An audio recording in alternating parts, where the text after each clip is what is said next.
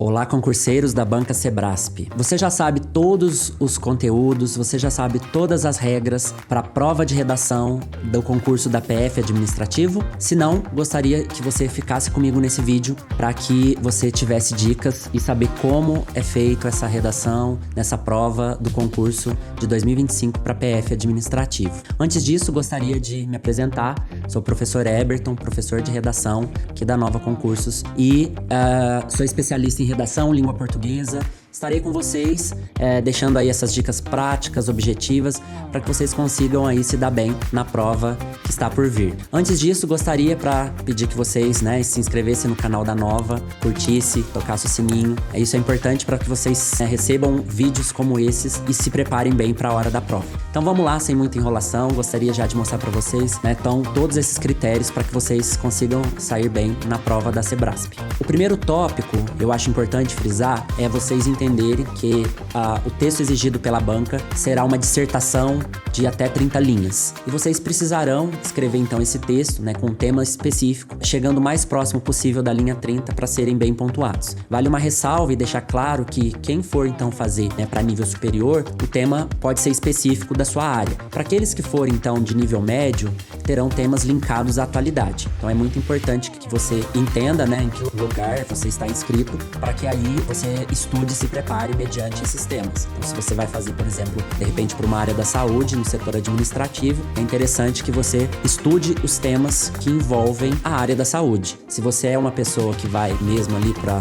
uma parte administrativa, comercial, talvez seguir também para esse lado, entendendo como está a nossa atualidade voltado para o assunto específico da área que você vai se preparar. O segundo tópico, eu deixo claro que em provas, normalmente, qualquer dissertação argumentativa que a gente faça, uma dissertação, nós não podemos assinar e nem rubricar no texto. Não posso deixar nenhuma marca que deixe, talvez ali, mostre para o corretor uma identificação sua. A folha, ela é muito clara e logo acima ou abaixo do texto, onde você vai fazer o texto, há lugares específicos para que vocês façam ali a marcação, a assinatura de vocês, colocar o nome completo. Então, tem que ficar muito atento quanto a isso, porque, de repente, se você esquecer, não ver o lugar da marcação e assinar no lugar inadequado dentro da caixa de texto, isso pode invalidar sua redação e com isso você, na verdade, zerar essa prova e eu acho que ninguém quer isso. O terceiro tópico é a gente pensar que existe uma folha para rascunho, só que esse rascunho é opcional.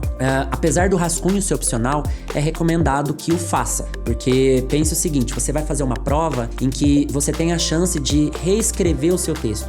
E quando a gente faz uma reescrita, a gente melhora o nosso texto. Então você faz uma primeira versão numa folha que não é oficial, então ali você pode grifar, riscar, cortar partes e depois, com todo cuidado, passar para a folha oficial.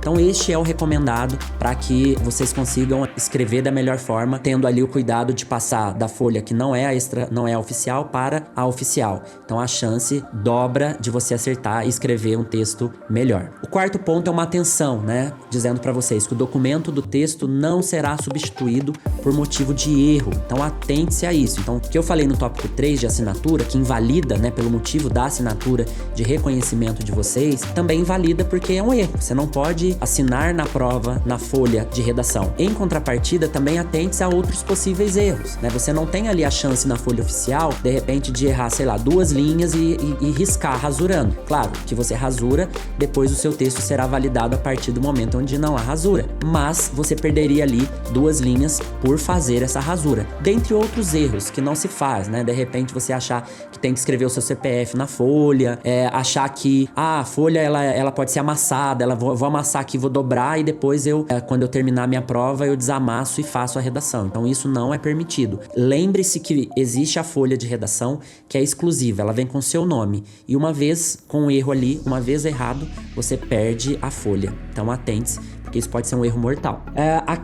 O nosso quinto tópico é sobre a avaliação do conteúdo. Como a sua redação ela será avaliada. Então, entendam que a redação ela passa por alguns critérios e basicamente 2 grandes critérios. É essa avaliação de conhecimento, conteúdo e também o domínio da escrita da norma padrão. Esse domínio do conteúdo são as áreas do conhecimento que eu falei anteriormente, mediante ao que você vai prestar. Então, se eu vou estudar atualidades, então eu vou ter que demonstrar o conteúdo, né, que foi presente no tema, junto com essa minha soma do conteúdo que eu estudei sobre atualidades, e escrever um texto sobre aquele tema. Então, eu acertei o tema, eu consegui escrever sobre ele, trouxe meu conhecimento sobre, né, o que foi pedido ali. Então, esse conteúdo será avaliado. Então, por isso que quanto mais eu puder estudar sobre o tema, buscando e estudando sobre atualidades ou específico da área que eu vou fazer, melhor, porque eu tenho a chance, então, de talvez estar ali já estudando o que possa vir a cair. Lembrando, gente, quando eu falo de atualidades e algo que a gente tem que estudar, entenda que a Sebrasp, ela sempre vai buscar um tema atual, de algo que está acontecendo por agora.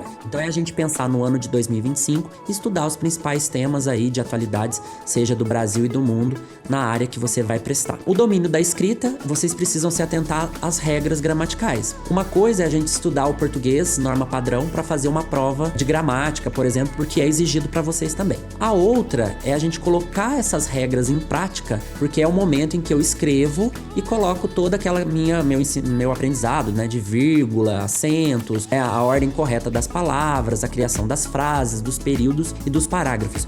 Então, essa é a outra grande avaliação dentro dessa prova da banca Sebrasp.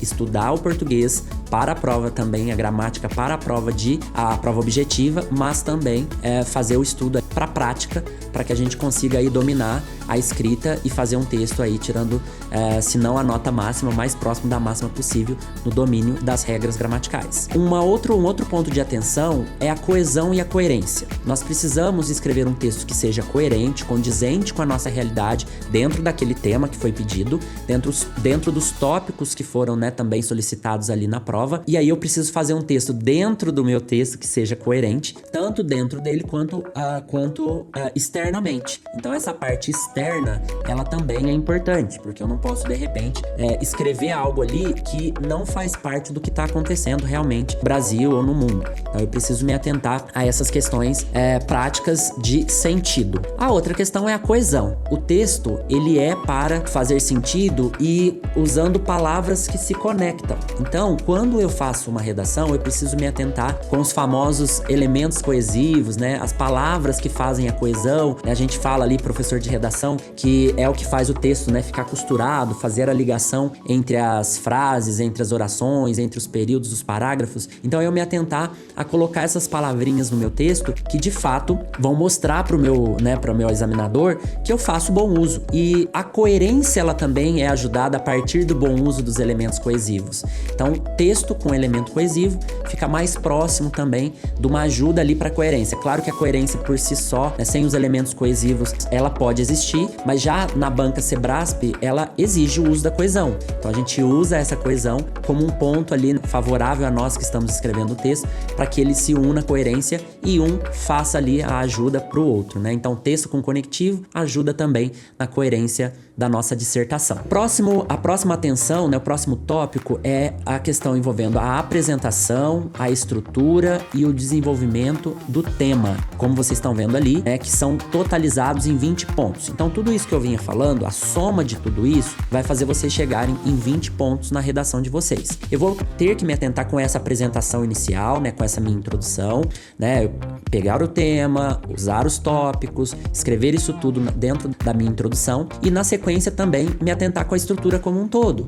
Um parágrafo bem feito, né, um texto com as 30 linhas divididas em parágrafos bem construídos, com introdução, 2 parágrafos no mínimo para desenvolvimento e 1 para conclusão, são fundamentais. Então entendam que essa organização de vocês, enquanto parágrafos, também é um ponto de avaliação dentro de estrutura. O desenvolvimento do tema, a argumentação propriamente dita, eu falei aqui de tópicos, né? Então a banca Sebrasp normalmente coloca pra gente, né, pra vocês, 2 ou 3 tópicos que vocês precisam seguir. Então os tópicos, eles estarão nesses parágrafos de desenvolvimento. Então é pensar que se eles me dão, por exemplo, de repente 2 tópicos, eu vou criar então 2 parágrafos de desenvolvimento e colocar esses 2 tópicos. Vou argumentar em cima desses 2 tópicos, fazendo talvez ali, né, umas 7 linhas, 8 linhas para cada um deles. E o parágrafo de conclusão, que também é um tópico de avaliação.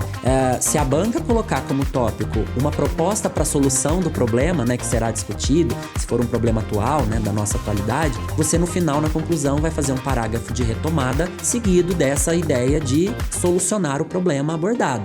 Então, com isso, você totaliza e fecha tanto a interpretação do tema com o uso dos tópicos no texto, quanto a uma organização de estrutura. Uma outra questão é a avaliação do domínio da escrita, que isso precisa ficar muito claro como está sendo avaliado, como a banca Sebrasp vai avaliar. Eu coloquei ele só para que vocês entendam o que é domínio da escrita, né? Tá ali, grafia, morfossintaxe, propriedade vocabular. Isso tudo a gente estuda, como eu falei, na área de gramática para fazer a prova de português, mas também entender como isso é aplicado na prática, né? Porque se eu erro um acento, se eu erro uma palavra né, escrita com uma letra e escrevo com outra, se uma palavra que é ligada com uma área, por exemplo, a questão da oralidade, que não deve ser usada, porque aqui você está, então, fazendo um texto de acordo com a norma padrão, e você usa essa palavra que é da oralidade, você está ali errando a propriedade do vocabulário, né? Usar uma palavra que não é adequada para o tipo textual, dissertativo que é solicitado, isso tudo vai contando os erros durante o seu texto. E esses erros, no final, vão ser descontados dos 20 pontos, que é o total da nota que vocês tirarão ali no conteúdo e também na estrutura. Então, entendam, errar menos gramática vai fazer com que sua nota se eleve. Então, por isso que estudar o português para a parte prática da redação, para PF administrativo, é essencial. Com isso, eu encerro minhas dicas, né, deixando para vocês um presente. A nova concurso dá para vocês aqui, né, no final desse vídeo, um curso básico aí para que vocês assistam as videoaulas, né, para a Polícia Federal, consigam então também usar toda a tutoria especializada, os áudios das aulas que foram disponíveis para download, né? Vocês vão encontrar também professores especialistas em concursos e melhor, né, gente, com certificado no final. Vocês estão vendo aí na tela, né, o valor desse curso seria de R$ 697. Vocês vão ver então que isso vai sair de fato de graça para vocês.